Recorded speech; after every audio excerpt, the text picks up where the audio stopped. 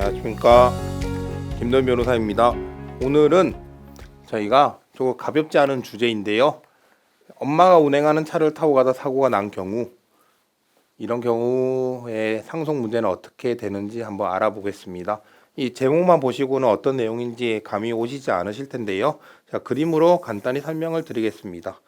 운전자가 있고 동승자가 있었습니다. 설명의 편의를 위해서 운전하던 사람이 아버지였고요, 이제 같이 동승한 사람이 자녀라고 하겠습니다. 아버지가 운전하고 가다가 본인의 과실로 인해서 사고를 냈고요. 사고를 내서 아들이 사망을 하게 됩니다.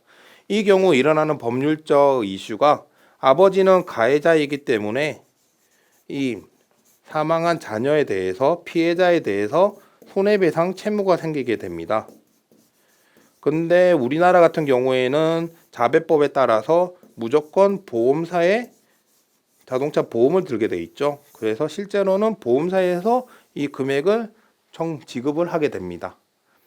그리고 자녀는 이제 피해자이기 때문에 피해자로서 이제 손해배상 채권이 생기고요. 자녀가 사망했기 때문에 이 채권은 상속인에게 상속이 되게 됩니다. 그런 경우에 이 아버지는 가해자로서 손해를 배상할 책임이 있고요. 그리고 피해자의 상속인으로서 피해를 배상받을 또 채권이 생기게 됩니다. 이것이 한 사람한테 몰리게 되는데요, 이를 법적으로는 혼동이라고 합니다. 민법 제507조를 보시면 채권과 채무가 동일한 주체에 기속한 때에는 채권은 소멸한다고 되어 있는데요, 이 같은 경우에 이 법에 따르면 상속인으로서 받은 이 채권이 소멸하고 없어지게 되는 거죠. 그러면 이걸 못 받게 되는 거겠죠. 이에 대해서 우리 판례는 세 가지 사례를 보여주고 있는데요, 먼저 첫 번째 사례를 말씀드리겠습니다.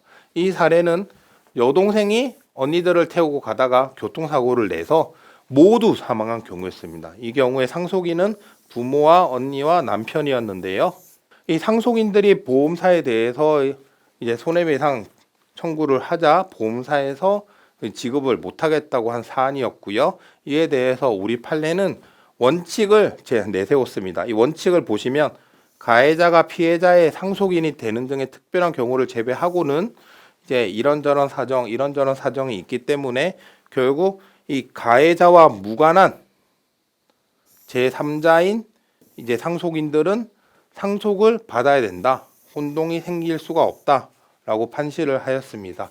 즉 결론적으로 이 상속인들은 상속을 받을 수 있게 되었던 것입니다.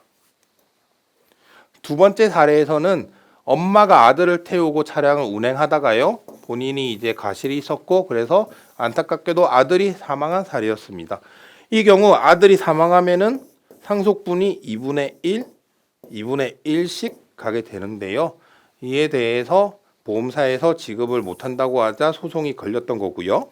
이 사건에서는 좀 전에 보신 판례와 같은 전제하에서 판단을 했는데요, 이전의 판례를 보시면 가해자가 피해자의 상속인이 되는 등의 특별한 경우를 제외하고는 이제 혼동이 되지 않는다, 즉 상속을 받아서 손해배상 채권을 달라고 청구할 수 있다고 했습니다. 그 말은 가해자가 피해자의 상속인이 되는 경우에는 혼동이 적용이 된다는 뜻이고요.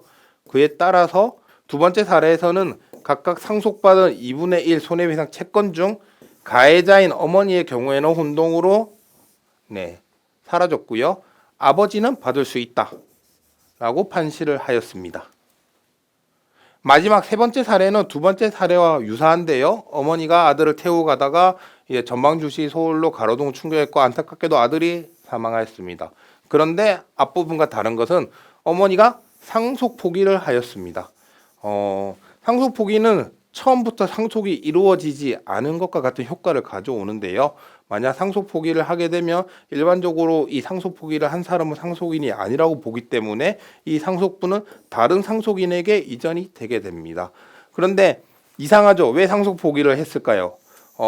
앞에서 본 판례를 보면 가해자 같은 경우에는 이 상속인이 된다 하더라도 혼동에 의해서 그 손해배상 청구권을 행사할 수 없다고 보았습니다. 그러니까 만약에 어머님께서 그대로 상속 포기를 안 했다면은 2분의 1 2분의 1씩 상속을 받고 결국 어머니는 가해자이기 때문에 이거를 받지 못하고 아버지만 2분의 1 받는 결과가 일어나죠. 그렇기 때문에 아마 어머니는 상속폭이라는 하나의 무기를 사용한 것 같습니다. 이 경우에 원래 원칙대로 하면은 어머님의 2분의 1이 일로 가기 때문에 아버지가 100% 받을 수 있는 거죠. 이에 대해서 보험사는 이것은 좀 문제가 있다. 본인의 책임을 회피하기 위하여 상속 포기를 한 것이다 라는 주장을 했는데요.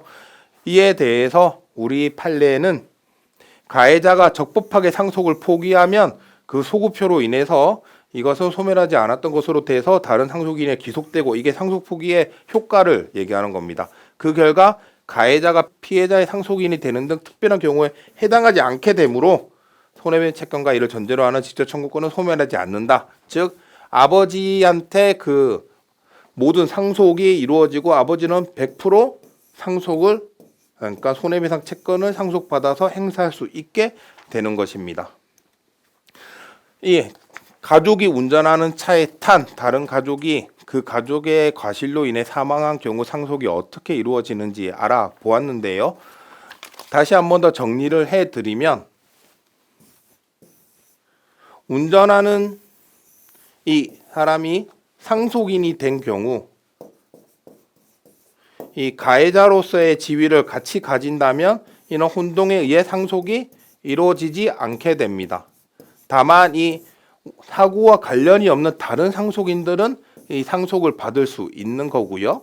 그리고 이 상속인이 가해자의 겸 상속인이 상속 포기를 한 경우에는 이 상속 포기는 효력이 있기 때문에 결국 다른 상속인이 이 가해자의 상속분까지 받아서 상속분을 그러니까 손해배상 채권을 행사할 수 있다. 이렇게 정리할 수 있을 것 같습니다. 네, 오늘은 교통사고와 관련해서 상속 문제를 한번 알아보았습니다.